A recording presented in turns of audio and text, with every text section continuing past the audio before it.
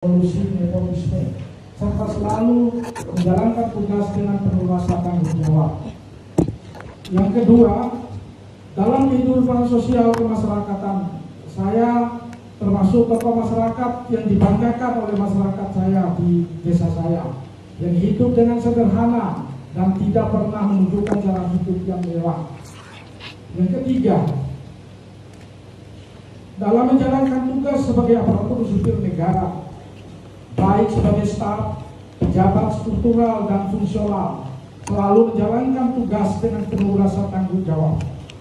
Prinsip dasar yang selalu saya tanamkan, baik pada diri saya sendiri maupun pada semua teman kerja, adalah mari kita jalankan tugas dengan baik dan benar. Ingat bahwa kita sudah digaji oleh negara untuk melaksanakan tugas yang dibebankan pada kita. 4.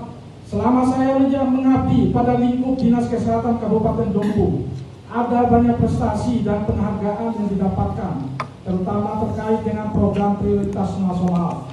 Antara lain, penurunan angka kematian ibu, penurunan angka kematian bayi, penurunan prevalensi stunting, penurunan angka penyakit menular khusus penyakit TBC, mendapatkan penghargaan dari Presiden Republik Indonesia sebagai kabupaten yang lebih dari cakupan 95% atau universal health coverage yang jaminan kesehatan masyarakatnya.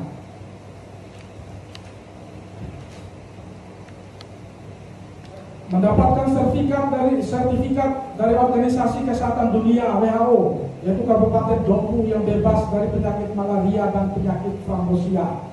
Adanya laboratorium yang bertaraf nasional dan dapat meningkatkan pendapatan asli daerah. Mendorong Rumah Sakit Umum Dompu sehingga dapat memberikan pelayanan hemodialisa cuci darah untuk masyarakat Dompu dan sekitarnya. Pelayanan ini adalah satu-satunya yang ada di Pulau Sumbawa. Semua rumah sakit dan puskesmas Kabupaten Dompu sudah terakreditasi. Rumah Sakit Umum Dompu mendapat akreditasi paripurna dan Rumah Sakit Manggelewa terakreditasi utama. Sedangkan semua puskesmas, 10 puskesmas Kabupaten Dompu terakreditasi paripurna. Saya juga dipercayakan oleh Kementerian Kesehatan Republik Indonesia menjadi surveyor nasional untuk melakukan survei akreditasi puskesmas di seluruh Indonesia. Selanjutnya, saya juga sudah mendapatkan penghargaan dari Presiden Republik Indonesia, yaitu Piagam Tanda Kehormatan Satya Lencana Karya Satya 30 tahun. Terkait dengan pembangunan Rumah Sakit Pratama Manggelewa, saya ditugaskan sebagai KPA oleh Bupati Dompu dengan SK nomor 900/30/BPKAD tahun 2017. Pada saat itu, saya menjabat sebagai Kabid Pencegahan Pengendalian Penyakit dan Penyihatan Lingkungan. Pada saat menjabat Kabid P2PN ini juga, saya selalu konsentrasi juga untuk mewujudkan Kabupaten Dompu untuk mendeklarasikan sanitasi total berbasis masyarakat. Selanjutnya, perlu saya jelaskan bahwa sebenarnya pada waktu itu yang menjadi KPA sekaligus PPK adalah Saudara Gatot Gunawan SKM pada waktu itu sebagai Kepala Dinas Kesehatan.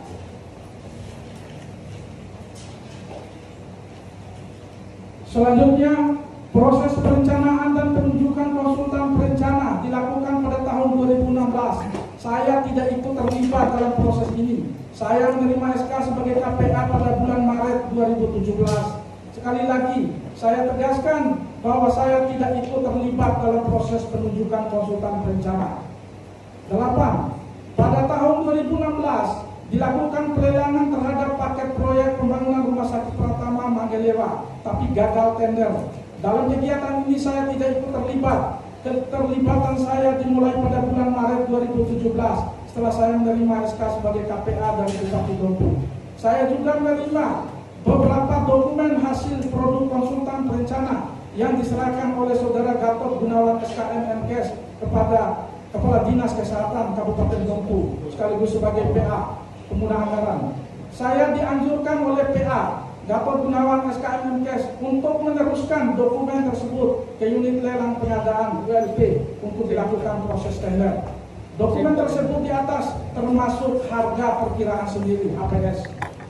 Selanjutnya, saya diarahkan oleh Kepala Dinas Kesehatan Kabupaten Dompu, Gatot Gunawan SKM Menkes, untuk memilih konsultan pengawas, yaitu CV Nirmana Konsultan. Pada waktu itu dokumen berupa profil CV Nirmana Konsultan sudah diserahkan oleh Kadikes PA Pak Gatot pada Saudara Dodi Kristianto SKM sebagai pejabat pengadaan untuk diproses lebih lanjut.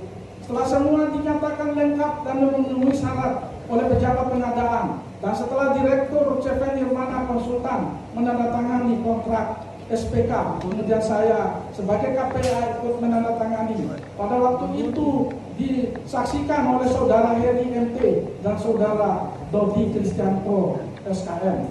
Proses pemilihan konsultan pengawas menurut saya sudah sesuai prosedur yang ditentukan dan dari masing-masing pihak sudah menandatangani. 10.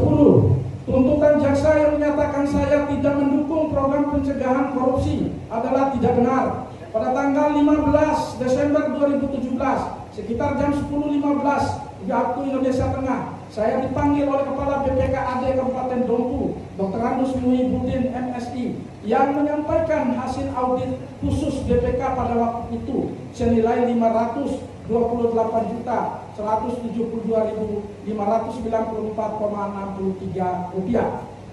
Saya menindaklanjuti pada waktu itu meminta pada Bendahara PT Sultan Anugrah Rahmat Hidayat untuk segera mengembalikannya.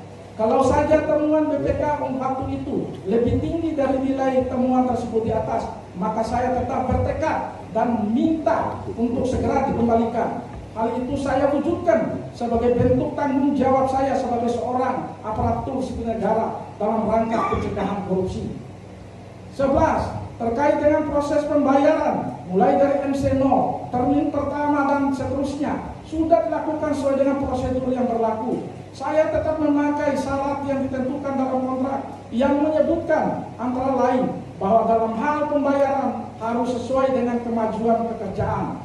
Tentang kemajuan pekerjaan tentu saya dapatkan dari laporan konsultan pengawas teknik proyek PTP, hasil pemeriksaan dari PHO, PPHP, FHO, dan semua dokumen diklarifikasi oleh Kabid terkait, yaitu pejabat pengendali teknik kegiatan PPTK. Dalam hal ini Kepala Bidang Sumber Daya Kesehatan. Prinsip kerja dengan tetap memperhatikan norma standar prosedur dan kriteria tetap dijadikan perhatian pegangan bagi saya dalam melaksanakan tugas.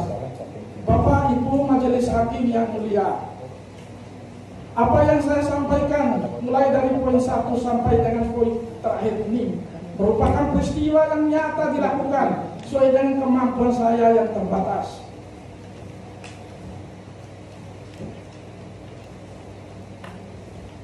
Semua yang saya sampaikan ini sebagai pertimbangan Bapak Ibu Hakim yang mulia. Mohon maaf bila ada kekeliruan saya dalam melaksanakan tugas ini. Mohon dapat memberikan hukuman yang seadil-adilnya, dan kalau bisa saya dapat dibebaskan dari segala tuntutan ini. Saya masih terbebani dengan tanggung jawab dalam keluarga, anak-anak saya, dan masih memerlukan perhatian saya sebagai kepala keluarga. Satu hal yang sangat menyedihkan bagi saya, bahwa hukuman ini punya konsekuensi yang berat bagi saya seorang ASN, yaitu nanti akan dipecat oleh. Mohon pertimbangan yang mulia. Sebelum saya akhiri nota pembelaan ini, izinkan saya menyampaikan satu ayat dalam Al-Quran surat Yasin ayat 83.